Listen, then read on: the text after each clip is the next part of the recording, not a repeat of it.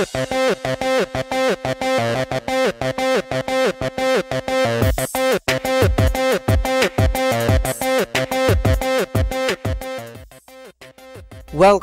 to Pinoy Scoop.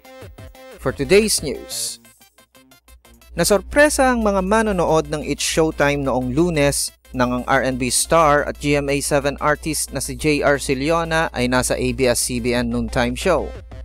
Si JR ang isa sa mga hurado sa variety show kasama ang veteranong singer na si Vernie Varga para sa buong isang linggo. Kinanta rin ng Filipino-American singer ang kanyang latest single na Parachute. Sa Twitter naman, ang mga netizens ay nagtatanong kung lumipat na nga ba si JR sa ABS-CBN pagkatapos naging mainstay ng parehas ng mga programa sa GMA7 ng 10 taon.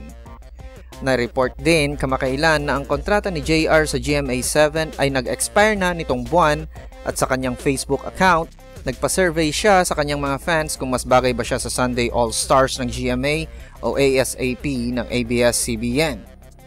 Wala pang nire-release na statement si JR o ng kanyang management kung pumirma na ba o pipirma pa lang siya ng kontrata sa Kapamilya Network.